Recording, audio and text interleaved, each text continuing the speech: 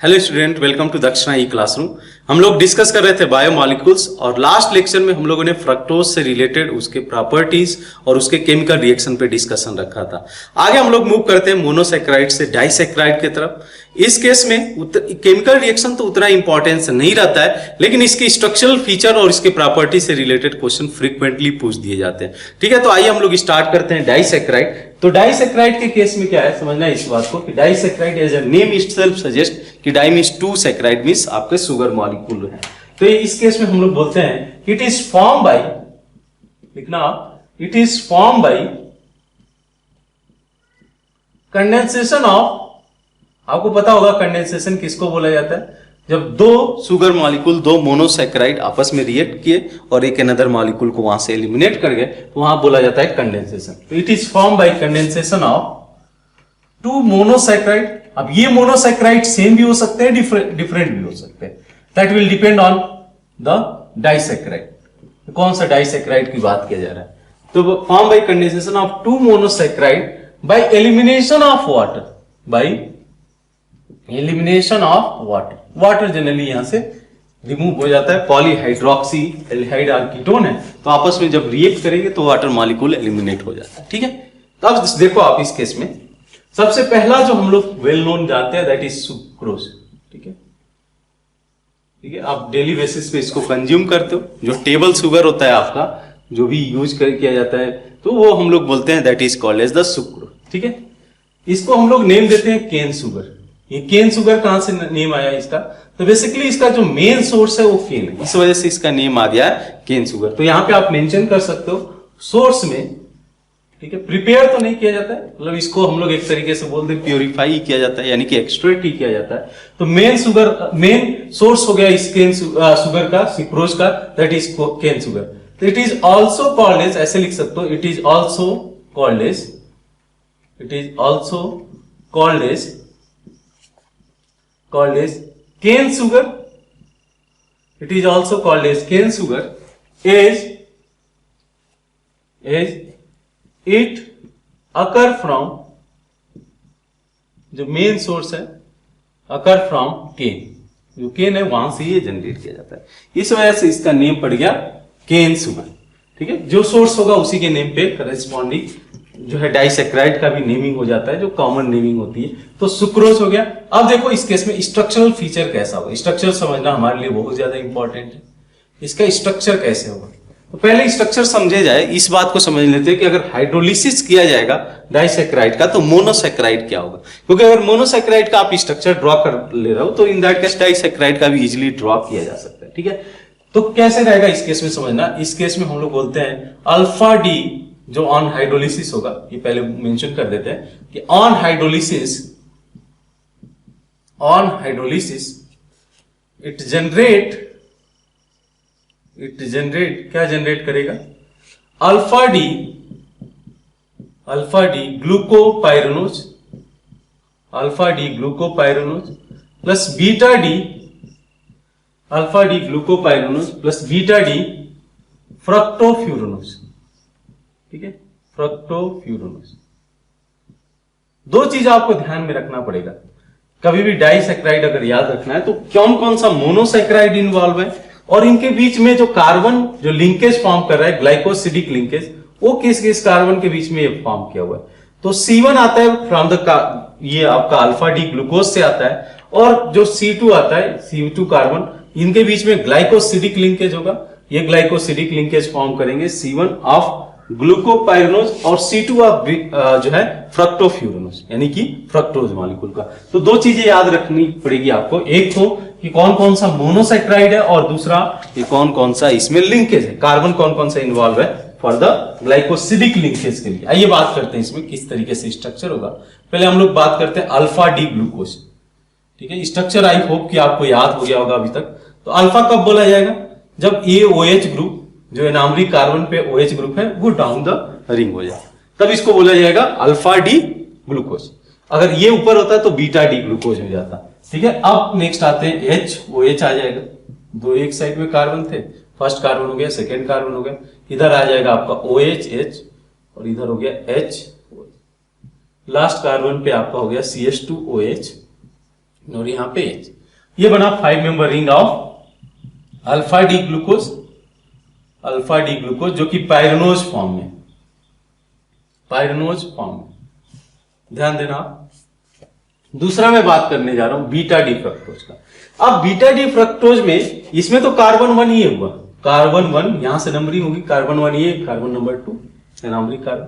अब नेक्स्ट देखो कि इसमें हम लोग को कार्बन नंबर 2 चाहिए, तो मैं क्या करता हूं, पहले ये स्ट्रक्चर इसका ड्रॉ कर देता हूं, जो रियल स्ट्रक्चर है इसका मैं पहले वो ड्रॉ कर देते हैं जो अभी तक हम लोगों ने प्रैक्टिस किया हुआ है, और फिर देखेंगे कैसे इसको ज्वाइन करेंगे। तो बीटा है तो OH ऊपर चला जाएगा, ये हो जाएगा CH2OH। यहाँ पे अगर आप ध्यान दो तो ये हो जाएगा OH H, और यहाँ पे ध्यान दो तो HOH, और यहाँ पे किया जाए तो ये हो जाएगा CH2OH। ये तो बल्कियर ग्रुप ऑलवेज ऊपर रहेगा, यहाँ पे भी ऊपर रहेगा, यहाँ पे भी ऊपर रहेगा। अब इस केस को समझना कैसे हम लोग जो है इस स्ट्रक्चर से जनरेट करेंगे। तो आप देखो ये रहा कार्बन 1, ये रहा कार्बन 2। हम लोग को क्या करना है, कार्बन नंबर 2 को ज्वाइन कराना है इसके साथ में।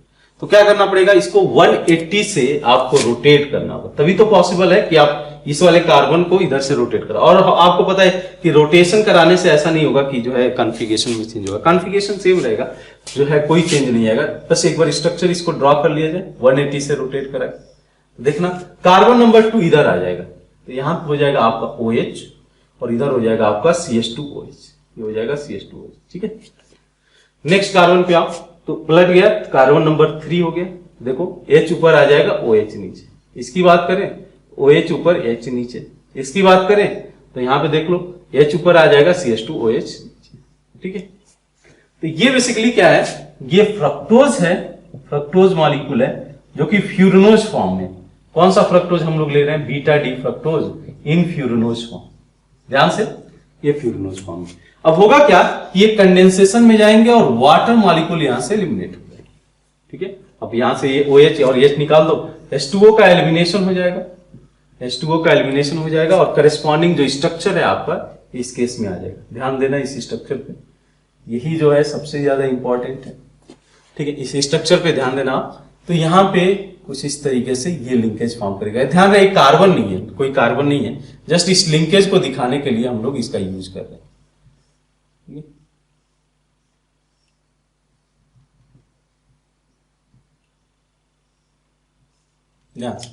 इसको बोला जाता है ग्लाइकोसिडिक लिंकेज, इसको हम लोग बोलते हैं ग्लाइकोसिडिक लिंकेज।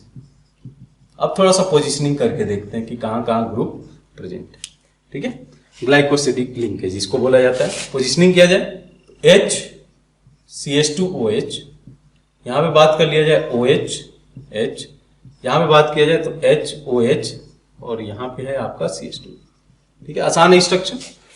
ठीक है, HOH पहली बार ड्रॉ करोगे तो थोड़ा कॉम्प्लेक्स दिखेगा, बट एक दो बार आप प्रैक्टिस कर लोगे ना इसको, एक दो बार मोनोसैकेराइड को प्रैक्टिस रखो तो डाइसैकेराइड अपने आप जनरेट कर सकते हो, पॉलीसैकेराइड अपने आप जनरेट कर सकते हो, बहुत ज्यादा उसमें एफर्ट देने की जरूरत नहीं होगी। तो ये हम लोग का बना है। देखो यहां पे ये कार्बन 1 आया हुआ है और यहां पे कार्बन नंबर 2। ठीक है, फ्रक्टोज का कार्बन नंबर 2 यूज किया गया और इसमें कार्बन नंबर 1 यूज किया गया फॉर द ग्लाइकोसिडिक लिंकेज के लिए, या इसको हम लोग एसिटल लिंकेज भी बोल सकते हैं। एसिटल फॉर्म में होगा, एसिटल लिंकेज भी इसको बोला जा सकता है। अब एक इंटरेस्टिंग चीज इसमें देखना कि अगर मैं बात करूं ग्लूकोज मॉलिक्यूल का और फ्रक्टोज मॉलिक्यूल का, separately they are reducing ring. Reducing क्यों, क्योंकि ये कार्बन हेमी एसिटल फॉर्म में था, ये कार्बन हेमी एसिटल फॉर्म में था, और ये वाला कार्बन भी हेमी एसिटल ही था। लेकिन जब ये आपस में रिएक्ट कर गए, दोनों हेमी एसिटल वाले कार्बन ही रिएक्शन में गए।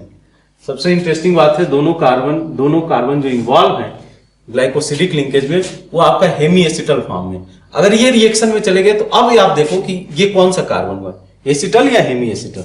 कैसे मैंने बोला था आइडेंटिफाई करने के लिए, अगर OH और OR ग्रुप है ऐसे, तो इसको बोला जाएगा हेमी एसिटल। ठीक है, ये हेमी कीटल जो भी है बोल सकते हो। क्यों ऐसा, देखो OH एक है और एक OR ग्रुप है, तो ये स्लाइटली अनस्टेबल होता है। लेकिन अगर मैं कीटल की बात करूं, यानी कि इसकी बात करूं, तो ये एसिटल या कीटल बोल सकते हो, ये स्टेबल होता है। तो इन दैट केस हम लोग उसको रिड्यूस नहीं कर पाते। यहां पे देखो तो अगर इस कार्बन पे फोकस करो तो ये कौन से फॉर्म में, ये एसिटल फॉर्म में। क्लियर बात होती है यहाँ पे। इस वाले कार्बन पे कैसे मुझे पता चला, इस कार्बन के साथ OR ग्रुप अटैच है और इधर आ जाओ तो एक OR ग्रुप अटैच है। इस कार्बन पे देखो तो एक OR ग्रुप अटैच है और इस कार्बन पे आ जाओ तो in that case OR group attach है। यानी कि दोनों के दोनों कार्बन आपके एसिटल फॉर्म में है, दोनों कार्बन एसिटल फॉर्म में। तो इसकी वजह से क्या होगा कि ये नॉन रिड्यूसिंग शुगर में कहलाएगा। ये भी नॉन रिड्यूसिंग रिंग है, ठीक है, मैं ऐसे लिख देता हूं, ये भी नॉन रिड्यूसिंग रिंग है और ये भी नॉन रिड्यूसिंग रिंग है, ठीक है। तो ओवरऑल क्या देखने को मिलेगा, ओवरऑल आपको देखने को मिलेगा ये नॉन रिड्यूसिंग शुगर कहलाएगा, जो सुक्रोज मॉलिक्यूल है। पहले भी हम लोगों ने मेंशन किया था कि it will be non reducing sugar. तो आप इसको नेमिंग ऐसे लिख सकते हो, alpha D glucopyranose plus beta D fructofuranose. इसके बीच में C1 C2 के बीच में लिंकेज है, ये सबसे ज्यादा इंपॉर्टेंट पॉइंट है, ठीक है। अब देख लो ये नॉन रिड्यूसिंग कुछ प्रॉपर्टीज पे डिस्कस कर लेते हैं, जिससे क्वेश्चन फ्रीक्वेंटली बनते हैं। प्रॉपर्टीज पे भी डिस्कशन रख लेते हैं, ठीक है। तो पहला प्रॉपर्टी क्या है कि पहला प्रॉपर्टी हो जाएगा it is non reducing sugar. समझ में आता है बात, it is non reducing sugar. ऐसा क्यों होगा sugar as it does not contain hemiacetal carbon.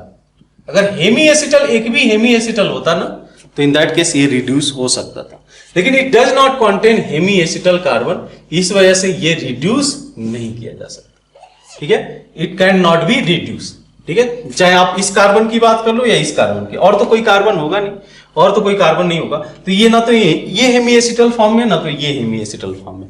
तो ओवरऑल क्या देखने को मिलेगा कि it is non reducing sugar. Disaccharide के अंदर यही एक हम लोग कंसीडर करते हैं सुक्रोज मॉलिक्यूल, जो कि नॉन रिड्यूसिंग शुगर में कंसीडर किया जाता है। उसके अलावा जो आगे हम लोग डिस्कस करने जा रहे हैं उसमें वो रिड्यूसिंग शुगर ही कहलाएगा, ठीक है। अब बात करते हैं इसमें, देखने आ गया ना आपको किस कैसे पहचाना जाएगा कि ये रिड्यूसिंग शुगर है कि नहीं। जिसमें भी हेमी एसिटल फॉर्म रहेगा कार्बन के अलावा तो वो रिड्यूसिंग शुगर में कहलाएगा, ठीक है। अब बात करते हैं कि it does not contain hemiacetal carbon. Next, it is dextrorotatory, it is dextrorotatory, ठीक है। ये हमारा डेक्स्ट्रो रोटेटरी होता है, dextrorotatory with optical rotation of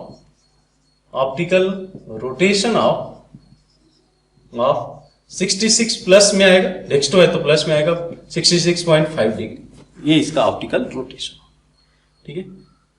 तो ये इनिशियली जो सोल्यूशन होगा ये डेक्स्ट्रो रोटेटरी होगा। अब इसमें एक हम लोग फिनोमिना देखते हैं जिसको हम लोग बोलते हैं इन्वर्जन ऑफ शुगर। बहुत इंटरेस्टिंग केस है इन्वर्जन ऑफ शुगर, लेकिन बहुत ही आसान है। बस एक बार आपको समझना है इसमें कि क्या होता है इन्वर्जन ऑफ शुगर, समझना इस बात में। अब जब आप सुक्रोज ले रहे हो ना, देखना आप मॉलिक्यूल सुक्रोज को आपने हाइड्रोलिसिस किया, ठीक है, हाइड्रोलिसिस किया या तो आपने एसिडिक मीडियम में या वाटर के साथ, ये आपने रिएक्शन कराया। अब इस केस में क्या हो रहा है कि ये जनरेट कर रहा है अल्फा डी ग्लूकोज और साथ साथ में आपका आ रहा है बीटा डी फ्रक्टोज। ये बन के आ रहा है बीटा डी फ्रक्टोज। अब मैं बात करूं, देखो सुक्रोज का जो ऑप्टिकल रोटेशन है ये पॉजिटिव में 66.5 डेक्स्ट्रो है, ठीक है। अल्फा डी ग्लूकोज की बात करें, अल्फा डी ग्लूकोज का इसका जो ऑप्टिकल रोटेशन है ये है आपका 57.5 प्लस 57.5। वैल्यूज बहुत ज्यादा इंपॉर्टेंट नहीं है, बस ये नेचर जो समझने को मैं चाह रहा हूं इससे समझना, इसी के लिए मैंने डेटा यूज किया है। और ये है -92 डिग्री जो कि लिवो है। अब समझना, जब भी आप सुक्रोज को हाइड्रोलिसिस करोगे तो जो ग्लूकोज जितना जनरेट होगा उतना ही फ्रक्टोज भी जनरेट होगा, जितना ग्लूकोज जनरेट होगा उतना ही फ्रक्टोज जनरेट होगा। अब इस केस में क्या है, देखो फ्रक्टोज की वैल्यू पे ध्यान दो तो -92 है और ग्लूकोज पे ध्यान दो तो प्लस 57.5, ठीक है। एग्जैक्ट वैल्यू आप चेक कर लेना एक बार।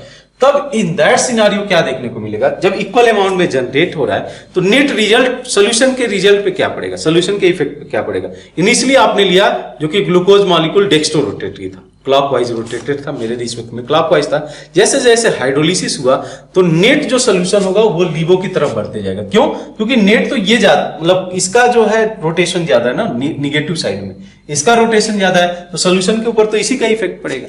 तो यही देखने को मिलता है कि जब इनिशियली आपने स्टार्ट किया डेक्स्ट्रो से और जैसे जैसे हाइड्रोलिसिस करोगे जो सोल्यूशन होगा शुगर का सोल्यूशन वो आपका लीवो की तरफ चलते जाएगा, लीवो फॉर्म करते जाएगा। तो समझना इस बात को, क्या लिख रहा हूं मैं, initially Initially sucrose is dextro. Okay, initially sucrose is dextro, but on hydrolysis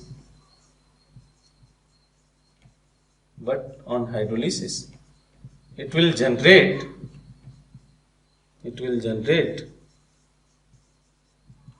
alpha D glucose and beta D fructose. ठीक है, it will generate as specific rotation of beta D fructose is greater than alpha D glucose, the net solution या the resultant solution will be LIV। After hydrolysis के बाद इसका जो nature होगा इसको बोला जाएगा LIV। तो the resultant solution will be LIVO। अब इस बात को समझना, अगर ये LIVO है तो मैं क्या बोल सकता हूं इसमें, तो मतलब एक तरीके से डेक्स्ट्रो से LIVO में कन्वर्ट हुआ, इसलिए नेम पड़ा इन्वर्जन, इन्वर्ट हो जाना जो कॉन्फ़िगरेशन का। सो या ऐसा लिख सकते हो, एंड दिस प्रोसेस या this phenomena, this process is called as inversion of sugar. इसको हम लोग बोलते हैं इन्वर्जन ऑफ शुगर। क्या बोला जाता है? Inversion of sugar. And solution is called as, जो शुगर सोल्यूशन है उसको हम लोग बोलते हैं, solution is called as inverted sugar. क्या बोला जाता है इसको हम लोग बोलते हैं इन्वर्टेड शुगर। ठीक है, it is called as inverted sugar. ठीक है, तो क्लियर है कि अगर इनिशियली सोल्यूशन डेक्स्ट्रो है, धीरे धीरे ये कन्वर्ट होकर अल्फा डी ग्लूकोज और बीटा डी फ्रक्टोज जनरेट करेगा ऑन द एसिडिक हाइड्रोलिसिस। और चूंकि बीटा डी फ्रक्टोज का ऑप्टिकल रोटेशन ज्यादा है, दोनों इक्वल अमाउंट में जनरेट हो रहे हैं, ये भी 50% बन के आ रहा है और ये भी 50% बन के आ रहा है। तो इस वजह से नेट रिजल्ट क्या देखने को मिलेगा सोल्यूशन के अंदर, चूंकि सोल्यूशन लिवो की तरफ कन्वर्ट होते जाएगी। तो यही फिनोमिना को हम लोग बोलते हैं कि जो ओवरऑल सोल्यूशन डेक्स्ट्रो से लिवो में कन्वर्ट हो रहा है, इसी को बोला जाता है शुगर इन्वर्जन या इन्वर्जन ऑफ शुगर। ठीक है, और जो सोल्यूशन बन के आता है उसको बोलते हैं इन्वर्टेड शुगर। तो इसको आप नोट डाउन कर लो, फिर आगे हम लोग जो है नेक्स्ट डाइसैकेराइड का डिस्कशन रखते हैं। पहले आप इसको नोट डाउन कर लो। नेक्स्ट डाइसैकेराइड देखते हैं, दैट इज माल्टोज। ठीक है, ये भी इंपॉर्टेंट है, ये भी हमारा इंपॉर्टेंट है, बट सिंपल सा केस है। इस केस पे समझना इसको, माल्टोज में कैसे इसको प्रिपेयर किया जाता है। ठीक है, पहले हम लोग देख लेते हैं प्रिपरेशन पार्ट को, and then will discuss about structure. Preparation कैसे किया जाता है, तो हम लोग इसके लिए यूज करते हैं स्टार्च। ठीक है क्या स्टार्च क्या है? बेसिकली ये पॉलीमर है अल्फा डी ग्लूकोज का। जो स्टार्च है वो पॉलीमर है अल्फा डी ग्लूकोज का। जैसे ही आप इसको ट्रीट करते हो, एंजाइम के साथ ट्रीट किया जाता है। ठीक है, इस एंजाइम को हम लोग बोलते हैं डायटेज। ठीक है, इसको बोलते हैं डायटेज। अब ये एंजाइम स्टार्च को कन्वर्ट करता है माल्टोज में। ठीक है, ये कन्वर्ट करता है माल्टोज में। ठीक है, माल्टोज को भी फर्दर ग्लूकोज में कन्वर्ट किया जा सकता है, बट आपके लिए इस केस में आपको एंजाइम देना पड़ेगा माल्टेज। ठीक है, तो ये फॉर्म कर लेगा अल्फा डी ग्लूकोज। ठीक है, अल्फा डी ग्लूकोज। या तो आप हाइड्रोलिसिस कर दो तब भी अल्फा डी ग्लूकोज हो जाएगा, या एंजाइम यूज कर लो, दैट इज माल्टेज। तो ये प्रिपेयर किया जाता है स्टार्च से, जो बेसिकली क्या है, दैट इज C6H12O6। इसका पॉलीमेरिक है, पॉलीमर है, आगे हम लोग पॉलीसैकेराइड के अंदर देखेंगे। और माल्टोज की बात करें तो ये आपका जो है डाइमेरिक फॉर्म है C12H22O वाले। ठीक है, ये हमारा माल्टोज हो गया, और ग्लूकोज आपको पता है C6H12O6, ये आपका अल्फा डी ग्लूकोज हो गया।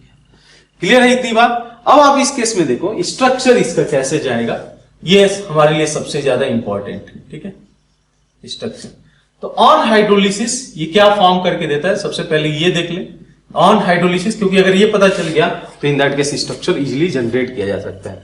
तो ऑन हाइड्रोलिसिस ये जनरेट करता है अल्फा डी ग्लूकोज, सिंपल सा ये स्ट्रक्चर होगा। अगर अल्फा डी ग्लूकोज आ गया तो आपको पता है कि अल्फा डी ग्लूकोज कैसे फॉर्म करना है, प्लस अल्फा डी ग्लूकोज, दोनों अल्फा डी ग्लूकोज है, इसलिए अगर हम लोग को ग्लूकोज एक्सेस अमाउंट में चाहिए होगा तो ये प्रीफर किया जाता है कि हम लोग माल्टोज से फॉर्म करें। माल्टोज से क्यों? क्योंकि इससे जो है अल्फा डी ग्लूकोज ही फॉर्म करके आएगा। हम लोग जब बात करें सुक्रोज में तो अल्फा डी ग्लूकोज भी आ रहा है और फ्रक्टोज भी आ रहा है, दोनों चीज फॉर्म करके आ रहा है। और इसमें जो लिंकेज होगा ये भी इंपॉर्टेंट है, इसमें carbon number 1 from alpha D glucose and carbon number 4 from the another alpha D glucose, तो ये दोनों इन्वॉल्व होंगे C1 C4 in the structure of maltose. आइए बात करते हैं कैसे होगा। तो पहले हम लोग बना लेते हैं alpha D glucose. Alpha D glucose का स्ट्रक्चर कुछ ऐसे होगा, क्या बोले, अल्फा डी ग्लूकोज में H और OH ऐसे, ठीक है। OH नीचे जा रहा है तो अल्फा डी ग्लूकोज पढ़ा जाएगा। यहाँ पे फोकस करना आप, ये हो जाएगा H OH, यहाँ पे हो जाएगा OH H, यहाँ पे हो जाएगा आपका H OH और यहाँ पे हो गया आपका CH2OH, ठीक है। अब यहाँ पे ध्यान दो आप, ये कार्बन नंबर 1, ठीक है। दूसरा मैं मॉलिक्यूल ड्रॉ कर लेता हूं अनदर, जो कि अल्फा डी ग्लूकोज ही है, तो इसलिए स्ट्रक्चर और ज्यादा आसान हो जाता है। तो यहाँ पे H OH, यहाँ पे भी H OH, OH H और यहाँ पे आपका H। यहां पे अगर कंसीडर करें क्या बनाना है आपको, अल्फा डी ग्लूकोज और अल्फा डी ग्लूकोज का C1 और C4 के बीच में बॉन्डिंग है। तो ये आपका हो गया C1, अगर इसको मैं 1 कंसीडर कर रहा हूं, यही 1 कार्बन होगा, ये 2 होगा, 3 होगा और ये 4 कार्बन होगा। ये रहा हमारा C4 कार्बन। नंबरिंग वहीं से स्टार्ट होगी आपका, नंबरिंग यहाँ 1 कार्बन है, ये 2 कार्बन है, 3 कार्बन है और ये 4 कार्बन है, ठीक है। जो उसी आईपैक नोमेनक्लेचर के बेसिस पे नेमिंग किया गया, क्योंकि यहाँ पे एल्डिहाइड ग्रुप था ना, एल्डिहाइड ग्रुप था तो 1 नंबर इसको जाएगा, 2 इसको जाएगा, 3 जाएगा, 4 जाएगा। अब यहां से क्या होगा कि वाटर एलिमिनेट कर जाएगा, वाटर एलिमिनेट कर जाएगा। ये रहा आपका अल्फा डी ग्लूकोज और ये भी आपका हो गया अल्फा डी ग्लूकोज। क्लियर है इतनी बात, अल्फा डी ग्लूकोज।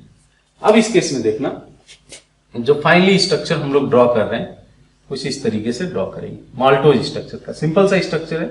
बस मैं क्या बोलूंगा कि जब भी आप डाइसैक्राइड के बारे में सोचो, इसके मोनोसैक्राइड को याद रखो और उनके बीच में जो लिंकेज में काम आया कार्बन है उसको आप ध्यान में रखो, ठीक है। तो स्ट्रक्चर थोड़ा सा हम लोग देख लें इसके। ये हो गया आपका H OH H OH, यहां पे हो गया OH H और यहां पे हो गया CH2OH और यहां पे H। सिमिलरली इसको ड्रॉ कर सकते हो आप, H OH OH H, यहां पे आपका आ गया H OH और यहां पे हो गया आपका CH2OH और ठीक है, ठीक है। तो ये रहा C1 और C4 के बीच में linkage between 2 alpha D glucose molecule. अब यही क्वेश्चन रेज होता है कि क्या इसको हम लोग रिड्यूसिंग शुगर बोल सकते हैं कि नहीं।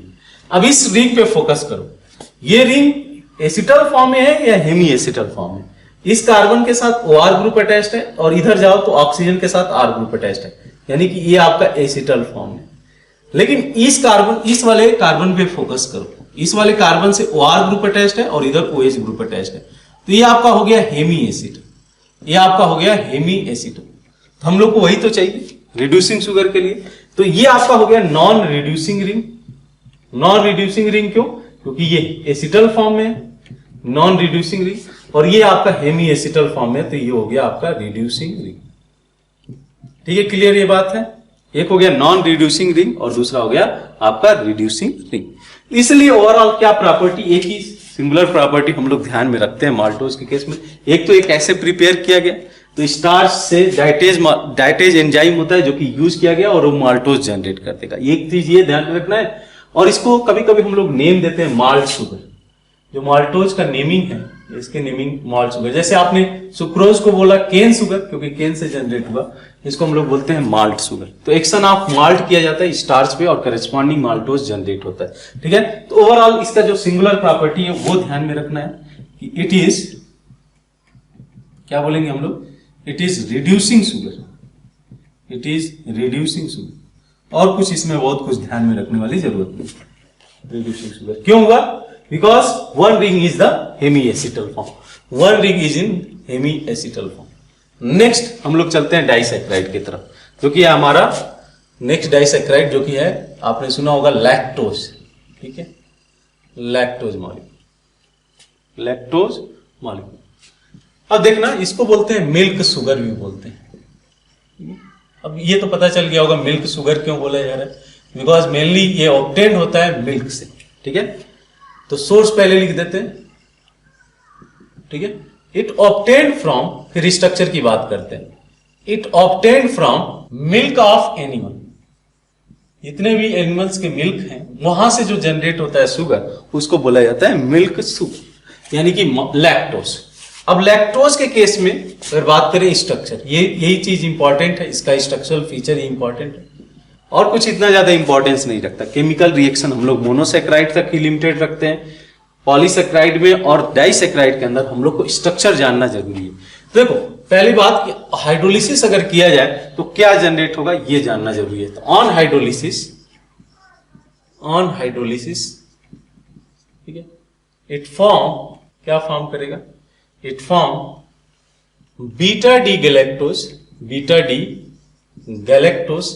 अभी बता देंगे गैलेक्टोज क्या होगा, तो स्ट्रक्चर आपने पहले प्रैक्टिस कर चुके हैं इसलिए आसान हो जाना चाहिए। Beta D galactose plus beta D glucose, ठीक है, बीटा डी ग्लूकोज, और इनके बीच का जो लिंकेज होगा वो लिंकेज होगा C1 और C4 के बीच में, C1 और C4 के बीच में, लाइक माल्टोज। अब स्ट्रक्चर को ड्रॉ करते हैं। ठीक है, ध्यान से इसको जो है ड्रॉ करना, आप देखना, आप ध्यान से, क्या मैं बोल रहा हूं, बीटा डी गैलेक्टोज। देखना आप गैलेक्टोज कैसे बनाया जाएगा। ये रहा बीटा पोजीशन पे, ये तो क्लियर है, चाहे वो अल्फा बीटा डी ग्लूकोज रहे या बीटा डी गैलेक्टोज रहे या बीटा डी लैक्टोज रहे, अगर बीटा पोजीशन दिया है तो OH एबव रहेगा। अदर की पोजीशनिंग करते हैं, ग्लूकोज जैसे ही होगा इसका स्ट्रक्चर, बस डिफरेंस कहां पे आ जाएगा, यहां पे। जैसे आपने रखा ये glucose, alpha D glucose, alpha D galactose में क्या देखने को मिलता है कि कार्बन नंबर 4, ये 1 2 3 4 कार्बन पे जो कॉन्फ़िगरेशन है वो चेंज हो जाता है। तो यहाँ पे OH हो जाएगा, यहाँ पे OH हो जाएगा, यहाँ पे आपका CH2OH और यहाँ पे H हो गया। तो ये कौन सा हो गया, ये हो गया आपका beta D galactose, beta D galactose. ठीक है, क्लियर है इतनी बात। नेक्स्ट जो हम लोग नेक्स्ट जो बात कर रहे हैं monosaccharide, that is beta D glucose. ये तो क्लियर है ना, बीटा किसको बोला जाएगा, OH को आप एबव रख दो, हो गया बीटा। यहां पे सेम कॉन्फ़िगरेशन रहेगा, HOH OH, यहां पे HOH रहेगा। जो गैलेक्टोज है वो डिफर करता है कार्बन नंबर 4 पे, जो कार्बन नंबर 4 है उसके अलॉन्ग कॉन्फ़िगरेशन में डिफर करता है with respect to glucose molecule.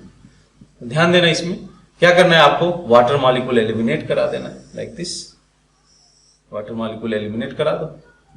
ठीक है, ये आपका हो गया बीटा डी ग्लूकोज। थोड़ा सा ड्रॉ किया जाए, इसका स्ट्रक्चर जनरेट किया जाए, देखना आप ध्यान से, ये कुछ इसका स्ट्रक्चर जाएगा लाइक दिस। मैं थोड़ा सा और क्लियर इसको बना देता हूं।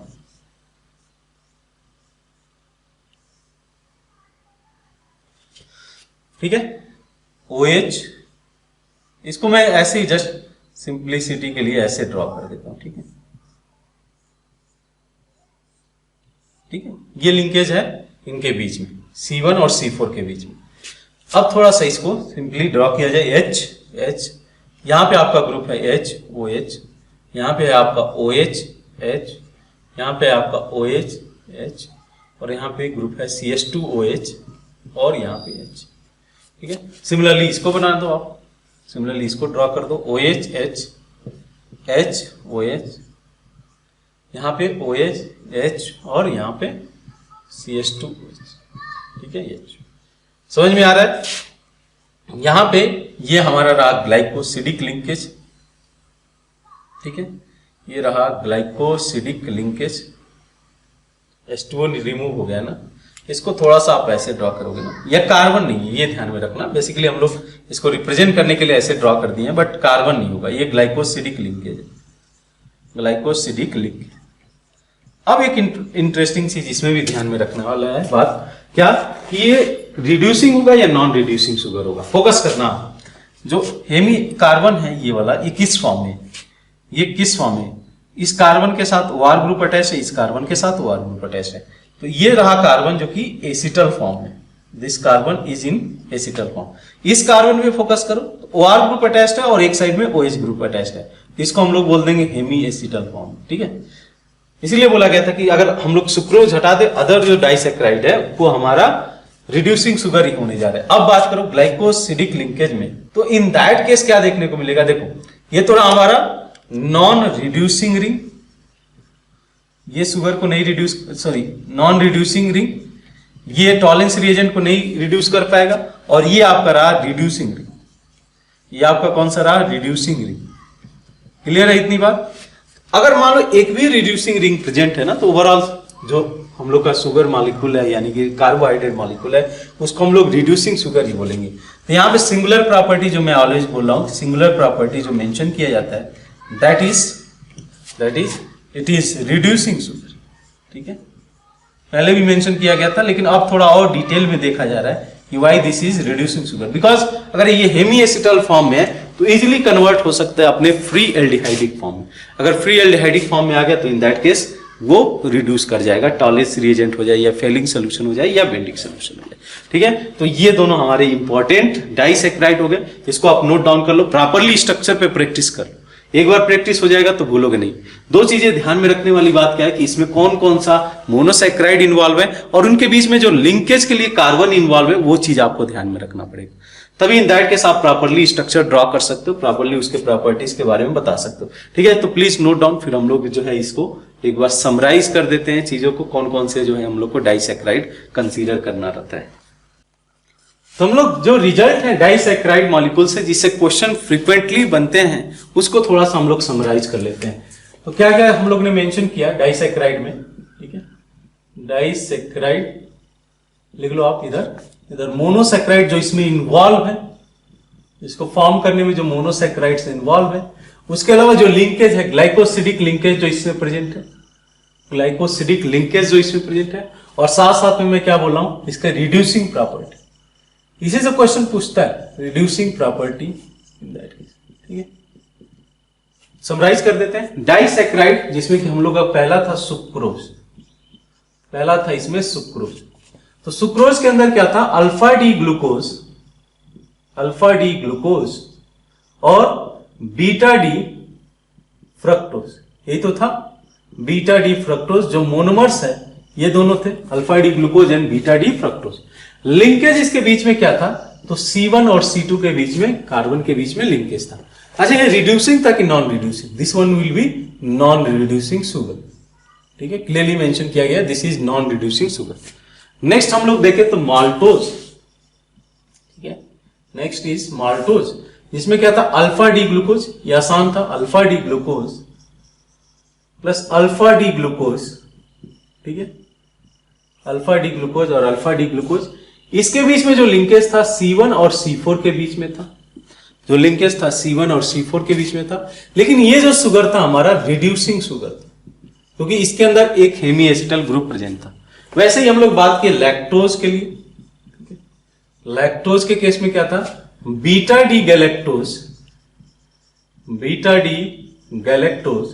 प्लस बीटा डी ग्लूकोज, ठीक है, बीटा डी ग्लूकोज, इनके बीच में C1 और C4 कार्बन के बीच में ग्लाइकोसिडिक लिंकेज प्रेजेंट था, और ये भी हमारा रिड्यूसिंग शुगर ही होगा, ये भी हमारा रिड्यूसिंग शुगर ही होगा। नेक्स्ट बात कर लिया जाए, इसमें कुछ अदर भी है, ये सभी तो डिस्कस किए, इसके अलावा भी बनाए जा सकते हैं, जैसे सेलुबायोस। इसके अंदर क्या है, तो इसके अंदर beta D glucose plus beta D glucose का ये है, बेसिकली सेलुबायोस बीटा डी ग्लूकोज और बीटा डी ग्लूकोज का डाइसैक्राइड। लिंकेज इसके बीच में C1 और C4 का है, ऑब्वियसली एक इसमें लिंकेज फ्री रहेगा, तो इसको हम लोग कंसीडर करते हैं कि this is also reducing sugar. सभी डाइसैक्राइड होंगे एक्सेप्ट सुक्रोज। उसके अलावा एक और बोलते हैं हम लोग आइसोमाल्टेज,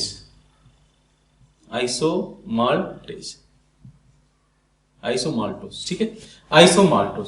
अब इस केस में क्या है आपका, इस केस में हम लोग लेते हैं, दोनों सेम ही रहता है, माल्टोज जैसे ही रहता है, alpha D glucose plus alpha D glucose. फिर डिफरेंस कहां आता है, इसके लिंकेज में। अल्फा डी ग्लूकोज दोनों में मोनोमेरिक मोनोसेक्राइड है, दोनों में अल्फा डी ग्लूकोज मोनोसेक्राइड है, लेकिन यहां पे लिंकेज C1C4 का है और आइसोमाल्टोज में जो लिंकेज होगा C1C6 का होगा, C1C6 का होगा, और ये भी हमारा रिड्यूसिंग शुगर ही होगा। ठीक है, तो ये ओवरऑल समरी रही डाइसेक्राइड का, इसको आप नोट डाउन कर लो, फिर हम लोग पॉलीसेक्राइड के डिस्कशन को करते हैं, पॉलीसेक्राइड का डिस्कशन करते हैं। नेक्स्ट हम लोग डिस्कस करने जा रहे हैं दैट इज पॉलीसेक्राइड। पॉलीसेक्राइड के अंदर हम लोग डिस्कस करेंगे स्टार्च को, ग्लाइकोजन को और सेलुलोज को। ये तीन मेनली पॉलीसेक्राइड है जिसका डिस्कशन हम लोग करते हैं यहाँ पे। तो पॉलीसेक्राइड है क्या, कैसे फॉर्म करता है? इट इज फॉर्म बाई, ऐसे लिख सकते हो, इट इज फॉर्म बाई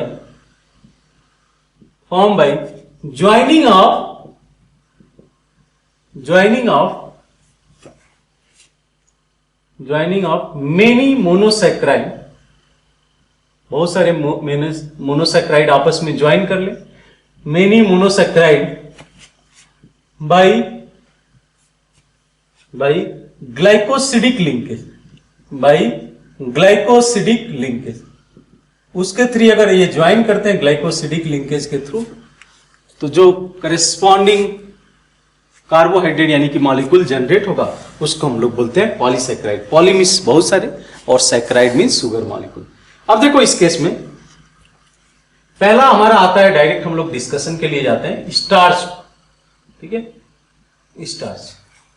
ठीक है, तो अब स्टार्च क्या है, आप डे टू डे लाइफ में इसको कंज्यूम करते हो in the form of carbohydrate, जिसको कार्बोहाइड्रेट बोलते हो आप। ये बेसिकली आप स्टार्च कंज्यूम कर रहे हो, कंप्लीट कार्बोहाइड्रेट नहीं कंज्यूम किया जाता है, हम लोग कंज्यूम करते हैं स्टार्च। ठीक है, इट इज एग्जिस्टिंग किस में एग्जिस्ट करेगा?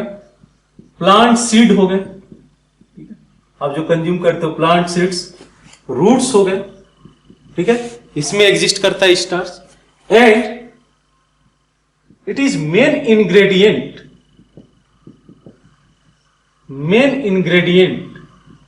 Of carbohydrate in our diet. जो हम लोग डे टू डे लाइफ में कंज्यूम करते हैं कार्बोहाइड्रेट के फॉर्म में, वो हमारा स्टार्च रहता है, स्टार्च को हम लोग कंज्यूम करते हैं। ठीक है, तो डायरेक्ट हम लोग स्ट्रक्चर बेसिस पे ही आते हैं कि किस तरीके से स्ट्रक्चर होगा। ठीक है, तो स्टार्च बेसिकली अगर स्ट्रक्चर की बात करें, समझना इस बात को, जो हमारा स्टार्च है उसका दो पार्ट होता है, दो तरीके के स्टार्च दो फॉर्म में एग्जिस्ट करता है, दोनों हम लोग देखने को मिलता है। एक तो रहता है इसका बोलते हैं अमीलोज, एक होता है एमिलोज और दूसरा होता है अमीलोपेक्टिन। दूसरा क्या होता है? अमीलोपेक्टिन।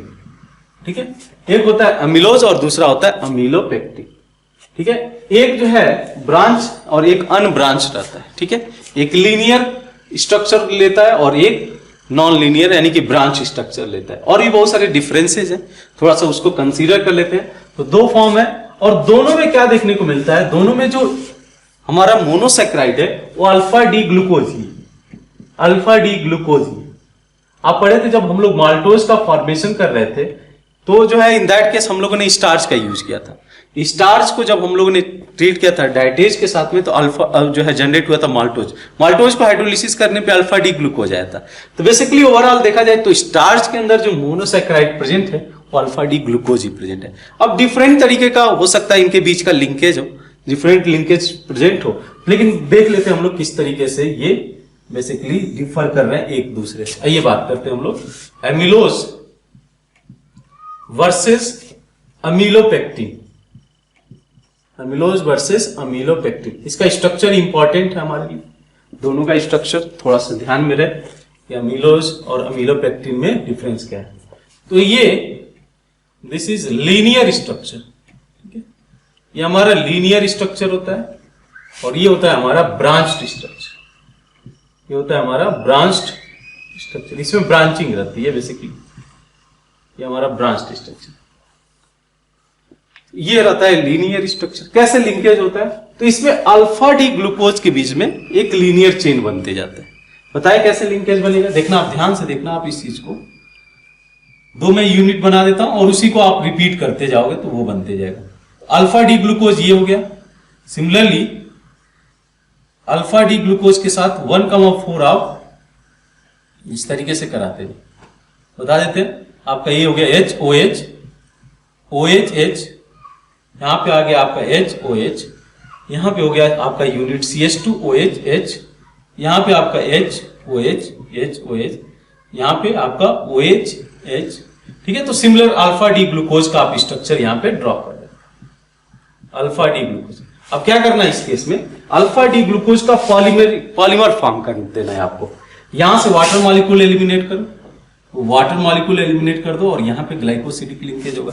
सिमिलरली ये अनदर अल्फा डी ग्लूकोज के साथ रिएक्शन में जाएगा, वाटर मॉलिक्यूल एलिमिनेट होगा और ये भी ऐसे ही एक तरीके से लीनियर पॉलीमर फॉर्म करके आ जाएगा। इसको आप चाहो तो ऐसे लिख लो एन टाइप, समझ में आता है। इसमें C1 और C4 के बीच में लिंकेज फॉर्म कर रहे हैं। ये रहा कार्बन नंबर 1 और ये रहा 1 2 3 4, कार्बन नंबर 1 और कार्बन नंबर 4 के बीच में लिंकेज है। तो एक लीनियर चेन बन के आएगा, लीनियर स्ट्रक्चर बन के आएगा। इसमें क्या होगा, ये ब्रांच स्ट्रक्चर होगा। अब ब्रांच स्ट्रक्चर कैसे होगा, थोड़ा सा इसको समझ लेते हैं। ब्रांच स्ट्रक्चर कैसे होता है इसमें समझना इस बात। ये रहा एक लीनियर लिंकेज में जो कि ब्रांचिंग में गया रहेगा, कुछ इस तरीके से रहेगा। इसका लीनियर लिंकेज रहेगा लेकिन ब्रांचिंग में गया रहेगा। कैसे, थोड़ा सा समझते हैं। ये भी अल्फा डी ग्लूकोज से ही बना रहेगा, अल्फा डी ग्लूकोज से बना रहेगा। इसमें भी अल्फा डी ग्लूकोज यूनिट काम करता रहेगा, ठीक है। तो ऐसे एक लीनियर चेन होगा, ऐसे एक लीनियर चेन होगा। इसी तरीके से HOH जैसे आपने इसे फॉर्म किया एक लीनियर चेन। अब अमीलोपेक्टिन के अंदर क्या देखने को मिलता है कि इसका जो 6 कार्बन एटम ब्रांचिंग में गया रहता है। जैसे यहाँ पे H और यहाँ पे CH2OH, तो ब्रांच कैसे किया रहेगा, ये अलग जो कॉन्फ़िगरेशन वैसे ही रहेगा, इसमें कोई चेंज नहीं होगा, ठीक है। OH। अब इसमें देखना कैसे लिंकेज ये फॉर्म करता है। ये क्या करता है, ये जो 6 कार्बन है ये लिंक कर जाता है। थोड़ा सा मैं इस स्ट्रक्चर को बनाना चाहूंगा क्लियरली आपके लिए। CH2O, ध्यान से देखना, ये कुछ इस तरीके से स्ट्रक्चर इसका जाएगा। पहले मैं इसको ड्रॉ कर लेता हूं, ठीक है। ये लिंकेज किया रहेगा अल्फा डी ग्लूकोज के 1 पोजीशन, ऐसा, ठीक है। अल्फा डी ग्लूकोज देखो आप, ये कार्बन नंबर 1 हो गया और ये कौन सा है, ये कार्बन नंबर 6 हो गया, ठीक है। कार्बन नंबर 1 और कार्बन नंबर 6 के बीच में लिंकेज है। कार्बन नंबर 1 और कार्बन नंबर 6 के बीच में इसका लिंकेज हो जाएगा। तो हर जो भी यहाँ पे 6 वाला कार्बन होगा ना, ऐसे ही ब्रांचिंग में गया रहेगा, ऐसे ही ब्रांचिंग में गया रहेगा, ठीक है। समझ में आता है बात। जो भी कार्बन नंबर 6 होगा, एक आपने लीनियर चेन बनाया जिसके अंदर C1 C2 C1 C4 का लिंकेज है और ये क्या कर रहा है, फर्दर ये ब्रांचिंग कर रहा है अनदर के साथ में। कैसे ब्रांचिंग कर रहा है, ये कर रहा है C1 और C6 के बीच में। ये आपका कार्बन नंबर 6 है और इधर आपका C1 कार्बन जुड़ा होगा। तो यहाँ पे सिमिलर स्ट्रक्चर होगा, यहाँ पे भी आपका ग्लूकोज ऐसे ही रहेगा, HOH, यहाँ पे OH। सिमिलरली यहाँ पे भी आपका HOH आ रहा है ध्यान में, OH और यहाँ पे H। तो इस तरीके से ब्रांचिंग 1,6 पे निकलते जाएगा। यहाँ पे भी फर्दर ये ब्रांच करेगा, ठीक है। क्लियर हो रहा है स्ट्रक्चर कि यहाँ पे 6 वाले कार्बन के साथ ब्रांचिंग करेगा, यहाँ पे फिर 6 वाले कार्बन से फिर अनदर 6, ऐसे ब्रांच निकलते जाएगा, ब्रांच निकलते जाएगा जो है ग्लूकोज मॉलिक्यूल का, ठीक है। तो यहाँ पे C1 C6 के बीच का लिंकेज है और इसमें C1 C4 के बीच के लिंकेज है। और थोड़े प्रॉपर्टीज पे डिस्कस कर लेते हैं। ये जो है ये वाटर सल्यूबल होता है, ये होता है हमारा वाटर सल्यूबल और ये होता है वाटर इनसल्यूबल। ड्यू टू ब्रांचिंग, ये बोला जा सकता है ड्यू टू ब्रांचिंग ये वाटर में सल्यूबल ही नहीं होना चाहिए। हाइड्रोजन बॉन्डिंग फॉर्म कर सकता है, ये हाइड्रोजन बॉन्डिंग फॉर्म कर रहा है इसीलिए सल्यूबल हो रहा है। लेकिन इतना ज्यादा इसमें बल्कियर ग्रुप आ जाएंगे, एल्काइल ग्रुप, जिसकी वजह से इसकी जो सल्यूबिलिटी है वो डिक्रीज हो जाएगा। तो ये वाटर इनसल्यूबल होता है, अमिलोज वाटर सल्यूबल होता है, ठीक है। अमिलोज जो स्टार्च का पार्ट है वो वाटर सल्यूबल है, ठीक है। नेक्स्ट उसके अलावा क्या प्रॉपर्टी होती है, इसके अलावा ये कंसिस्ट करता है, it consist 15 to 20% of starch. जो स्टार्च पार्ट है उसमें 15 to 20% जो रहता है वो एमिलोज रहता है and it consist 80 to 85% of starch. ये बेसिकली स्टार्च जो फॉर्म करता है, इस स्टार्च के अंदर ये वाटर सोल्यूबल जो हम लोग का एमिलोज है ये 15 to 20% होता है और ये 80 to 85% रहता है ऑफ स्टार्च, जो कि हमारा अमीलोपेक्टिन है। क्लियर है, एक लीनियर चेन बना हुआ है और यहां पे लीनियर चेन के अंदर ब्रांचिंग होते गई। This is our branching. और ब्रांचिंग किसके बीच में, C1 और C6 के बीच में ब्रांचिंग होते गया है। इस तरीके से एक नया स्ट्रक्चर जनरेट किया। क्लियर? और क्या है, जब इसको आप आयोडीन के साथ ट्रीट करते हो, ठीक है, in the presence of iodine, in the presence of iodine, कैसे पता किया जाएगा कि ये एमिलोज है, या एक तो वाटर सोल्युबिलिटी से, अदरवाइज इसको टेस्ट किया जा सकता है। In the presence of iodine it give blue colour, ये जो है आपको ब्लू कलर देगा। और ये in the presence of iodine it will give violet colour, ठीक है, it will give violet colour, ठीक है। तो यही दो डिफरेंसेस है लीनियर। कभी कभी पूछ देता है, आपको बोर्ड में भी पूछ देगा कि what is the difference between amylose and amylopectin. Linear branch, इसमें C1 C4 के बीच का लिंकेज है, ग्लाइकोसिडिक लिंकेज। इसमें C1 C6 के बीच में ग्लाइकोसिडिक लिंकेज एग्जिस्ट कर रहा है। One is water soluble, one is water insoluble. एक 15 to 20% कंसिस्ट करता है स्टार्च के पार्ट को, और एक 80 to 85%। एक ब्लू कलर देगा जब आयोडीन के साथ ट्रीट किया जाएगा, और एक वायलेट कलर देगा। तो ये इंफॉर्मेशन आप लिख लो, इसमें मोस्टली इंफॉर्मेशन ही है आपको जो है बायोमोलिक्यूल के अंदर वही देखने को मिलेगा, ठीक है। तो इसको आप नोट डाउन कर लो, फिर हम लोग अदर जो सेलुलोज है और ग्लाइकोजन है इस पे डिस्कशन रखते हैं। पहले आप इसको नोट डाउन कर लो। नेक्स्ट पॉलीसेकेराइड लिखना, दैट इज ग्लाइकोजन। ग्लाइकोजन, ठीक है, जिसको हम लोग बोलते हैं एनिमल स्टार्च। क्यों बोला जाता है एनिमल स्टार्च? क्योंकि ये जनरेट होता है एनिमल फैट से। जो एनिमल फैट्स होता है वहां से ये जनरेट किया जाता है, इसीलिए बोला जाता है एनिमल स्टार्च, ठीक है। तो आप लिख सकते हो चाहो तो, it the main source is glycogen का जो मेन सोर्स है, the main source is animal fats. ये जनरेट किया जाता है एनिमल फैट से, ठीक है, एनिमल फैट से ये जनरेट किया जाता है। अब समझना इसमें क्या कुछ और कुछ करने के लिए बहुत ज्यादा नहीं। इसमें इसका स्ट्रक्चर की बात करें, ड्रॉ नहीं करने जा रहे, बिकॉज ऑलरेडी हम लोगों ने स्ट्रक्चर स्टार्च में ड्रॉ कर चुके हैं, ठीक है। तो ये बेसिकली क्या है कि जो हम लोग ने अमीलोपेक्टिन ड्रॉ किया था ना, वही स्टार्च का भी स्ट्रक्चर होगा, ग्लाइकोजन का भी वही स्ट्रक्चर होगा, ठीक है। उसमें बस क्या डिफरेंस आ जाएगा कि जो लिंकेज हम लोग हर कार्बन पे दिखा रहे थे, हर 6 वाले कार्बन पे दिखा रहे थे, अब आपको देखने को मिलेगा कि एवरी 5 to 6 ग्लूकोज यूनिट के बाद वो लिंकेज आएगा, ठीक है। तो ये बोला जा सकता है, इट इज, स्ट्रक्चर की बात कर लें कि ग्लाइकोजन का स्ट्रक्चर क्या होगा, आप लिख सकते हो ऐसे, इट इज अमीलोपेक्टिन। अमीलोपेक्टिन किससे था अमीलोपेक्टिन फॉर्म किया हुआ? ये फॉर्म किया था अल्फा डी ग्लूकोज।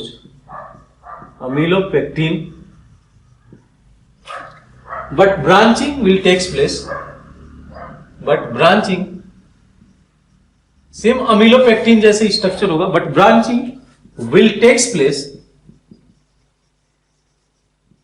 प्लेस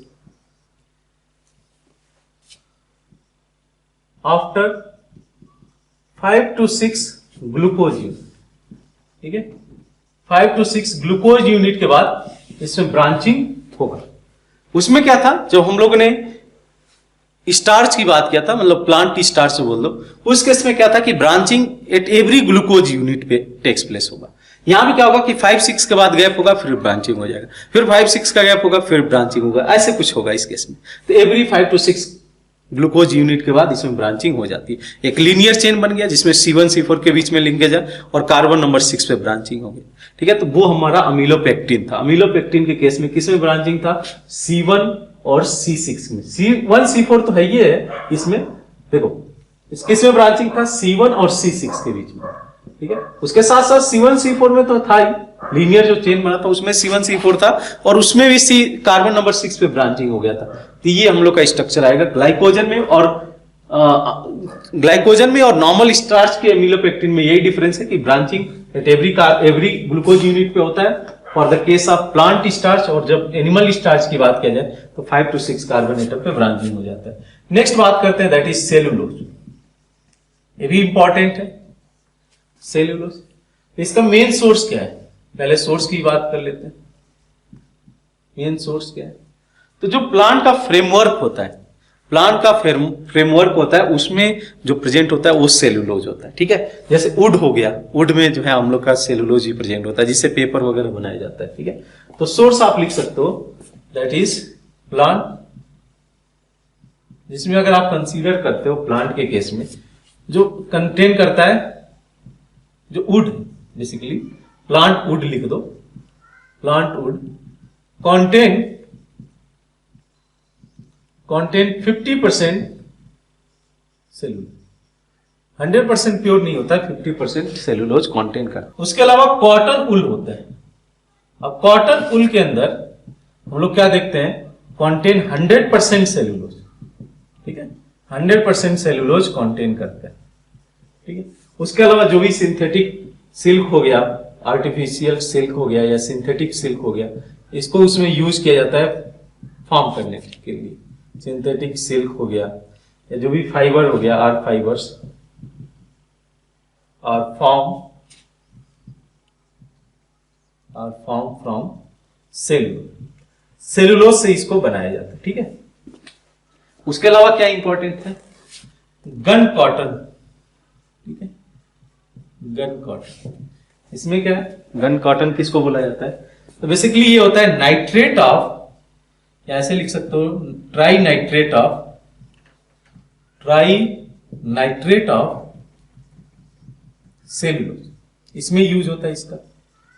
तो सेलुलोज है उसको ट्राई नाइट्रेट में कन्वर्ट किया जा सकता है। कैसे, तो सेलुलोज को ट्रीट कर दिया जाता है HNO3 के साथ में इन द प्रेजेंस ऑफ H2SO4, ठीक है, जो कि बेसिकली आपको जनरेट करके देगा ट्राई नाइट्रेट सेलुलोज, ये जनरेट करके देगा, जिसको हम लोग बोलते हैं गन कॉटन, ठीक है, हम लोग बोलते हैं गन कॉटन, इसको हम लोग बोलते हैं गन कॉटन। जिसका यूज क्या है, it is use in explosive, जो एक्सप्लोसिव मटेरियल होते हैं उसमें इसका यूज किया जाता है। सेलुलोज ट्राइनाइट्रेट यानी कि ट्राइनाइट्रेट सेलुलोज, वहां पे यूज होता है, ठीक है। तो ये रहा कुछ इनके प्रॉपर्टीज की बात, ठीक है। अब बात कर लेते हैं इसमें, बात कर लिया जाए इसमें इसके स्ट्रक्चर को लेकर, ठीक है। तो स्ट्रक्चर, तो जो मोनोसैक्राइड इन्वॉल्व होता है ना, मोनोसैक्राइड इसमें इन्वॉल्व होता है, ये होता है हमारा बीटा डी ग्लूकोज। क्या होता है, बीटा डी ग्लूकोज। ध्यान है स्टार्च के अंदर अल्फा डी ग्लूकोज है और यहां पे है beta D glucose with the linkage of carbon 1 और कार्बन 4। आसान है, बनाते चलते हम लोग, कार्बन 1 और कार्बन 4, बहुत ही आसान स्ट्रक्चर है, समझना इसकी बात को इस केस में, ठीक है। ये रहा हमारा बीटा डी ग्लूकोज, अल्फा रहता तो नीचे होता, यहाँ पे हो गया HOH, OH, यहाँ पे हो गया HOH, यहाँ पे हो गया CH2OH, ठीक है। इतने बार आप प्रैक्टिस कर लो कि ये स्ट्रक्चर आपको याद हो जाए, स्ट्रक्चर जो है ध्यान में रखना जरूरी है, ठीक है। मैं 2 कंसीडर कर लेता हूँ, 2 यूनिट, और उसके बाद आप वैसे ही इसका कंसीडर कर सकते हो, ठीक है, कि किस तरीके से फाइनल स्ट्रक्चर इसका बन के आएगा, HOH और यहाँ पे HOH, ठीक है। यहां पे क्या है, ये भी बीटा डी ग्लूकोज है, this one is beta D glucose और ये भी बीटा डी ग्लूकोज है, ठीक है। अब होगा क्या इस केस में कि यहां पे जो कार्बन 1 है और यहां से कार्बन 4 ये आपस में लिंकेज में जाएंगे, यानी कि वाटर मॉलिक्यूल एलिमिनेट कर जाएगा। और ऐसे ही हर कार्बन के केस में होगा, हर हाइड्रोक्सिल ग्रुप ऐसे जो 1 और 4 पे पोजीशन पे है ये पॉलीमर फॉर्म करके जाएंगे, ठीक है। तो ऐसे ही पॉलीमराइजेशन होगा, देख लेते हैं एक बार स्ट्रक्चर इसको ड्रॉ करके, ठीक है। यहाँ पे O, यहाँ पे ऑक्सीजन, ठीक है, ऐसे हम लोग ड्रॉ कर सकते हैं, ठीक है। यहाँ पे हाइड्रोजन आप रख दो, इधर हाइड्रोजन, यहाँ पे ऐसे कुछ ग्रुप रख दो, ठीक है, तो हो जाएगा OH। अब देखो ये लिंकेज भी फर्दर इधर जाएगा, ये लिंकेज भी इधर जाएगा, वैसे यहाँ पे जो लिंकेज होगा ये कुछ इस तरीके से जाएगा, इस तरीके से देखने को मिलेगा। बेसिकली ऐसे हम लोग का स्ट्रक्चर जाएगा, तो यहाँ पे हो जाएगा आपका HOH, रेस्ट स्ट्रक्चर वैसे ही रहेगा। बीटा हो गया ना, तो बीटा में क्या होगा, ये ऊपर हो जाएगा। ऐसे यहाँ पे ड्रॉ कर दो HOH, OHH और यहाँ पे आपका हो गया CH2OH और H, ठीक है। तो इनके बीच का जो ग्लाइकोसिडिक लिंकेज है C1 C4 के बीच में और बीटा डी ग्लूकोज इन्वॉल्व है, ठीक है। इसमें इन्वॉल्व है बीटा डी ग्लूकोज, इनके बीच में इस तरीके से बनते जाएगा, ये लिंकेज n टाइम्स हो जाएंगे और ये जनरेट कर देंगे सेलुलोज। क्लियर है? ध्यान है कि जितने भी पॉलीसैकेराइड है ना, जितने भी पॉलीसैकेराइड है, दे आर नॉन रिड्यूसिंग, क्योंकि इन दैट केस क्या देखने को मिलेगा, कोई भी इसमें आपको फ्री हेमी एसिटल ग्रुप दिखेगा ही नहीं, हेमी एसिटल ग्रुप नहीं दिखेगा। तो आप चाहो तो ये नोट्स में लिख सकते हो, नोट्स में मेंशन कर सकते हो कि all polysaccharides are non reducing sugar, non reducing sugar. ठीक है? ड्यू टू absence of किसके absence की वजह से? Due to absence of hemiacetal group, hemiacetal group present ही नहीं होगा। ये कई सौ लेंथ का चेन बन रहा है, वो इसमें हेमी एसिटल तो रहेगा ही नहीं, हेमी एसिटल नहीं है, तो इस वजह से they are non reducing sugar. Clear है बात? अच्छा, एक और लास्ट पॉइंट डिस्कस कर लेते हैं हम लोग कार्बोहाइड्रेट के केस में, दैट इज लैब टेस्ट। और फ्रीक्वेंटली ये पूछ देता है which lab test we can do for the test of carbohydrate, वो बोला जाता है मोलिस टेस्ट। बहुत ही इंपॉर्टेंट टेस्ट है, नेम बस पूछ देता है, देख लो आप, नेम बस पूछ देगा, रिएक्शन इसका बहुत ज्यादा इंपॉर्टेंट नहीं है, बट आपसे नेम ये पूछ देगा कि which test we can conduct to detect carbohydrate molecule. Molisch test बोलते हैं हम लोग इसको, हम लोग जो है यूज करते हैं टू डिटेक्ट या to identify carbohydrate molecule, to identify carbohydrate molecule. ये कार्बोहाइड्रेट है या नहीं है, इसको डिटेक्ट करने के लिए हम लोग मोलिस टेस्ट कर लेते हैं। क्या सिंपल सा प्रोसेस है, समझना इसको। क्या देखने को मिलता है कि आप एक टेस्ट ट्यूब लेते हो, अब इस टेस्ट ट्यूब के अंदर एक रखते हो आप कार्बोहाइड्रेट का सोल्यूशन, कार्बोहाइड्रेट, ठीक है, कार्बोहाइड्रेट रहता है, और इसी के अंदर आप एक रखते हो बीटा नेप्थॉल, एक जो रहता है ये बीटा नेप्थॉल का रहता है। समझना इस बात को, आपने ऐड किया, दो लेयर बन के आ गए, बीटा नेप्थॉल और कार्बोहाइड्रेट, इनके बीच में लेयर होगा, इनके बीच में एक लेयर फॉर्म करके आएगा। अब करना क्या है आपको कि इसके जो साइड है वॉल से आपको पोर करना है H2SO4। क्या करना है आपको? पोर करना है H2SO4 through the wall of test tube. ये हमारा टेस्ट ट्यूब है, through the wall of test tube आपको पोर करना है H2SO4। क्या आपको देखने को मिलेगा? आपको देखने को ये मिलेगा कि जैसे ही आप H2SO4 पोर करोगे थ्रू द वॉल, यहां पे आपको ब्लू वायलेट कलर का, आपको यहां पे वायलेट कलर का ऐसा जंक्शन मिलेगा। किसके बीच में? कार्बोहाइड्रेट। बेसिकली यहां पे रिएक्शन हो रहा है कार्बोहाइड्रेट के बीच में और जो हम लोग का है बीटा नेप्थॉल के बीच में, इनके बीच में रिएक्शन हो रहा है बीटा नेप्थॉल और कार्बोहाइड्रेट के बीच में, जिससे कि यहां पे वायलेट कलर का रिंग फॉर्म कर रहे हैं, violet colour ring form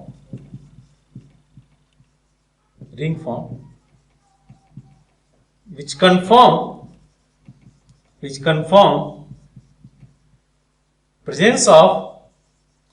confirm presence of carbohydrate।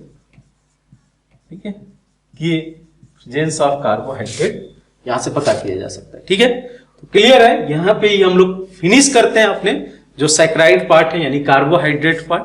Next lecture में हम लोग अमीनो एसिड पे डिस्कशन स्टार्ट करेंगे, तो मिलते हैं नेक्स्ट लेक्चर में। Thank you.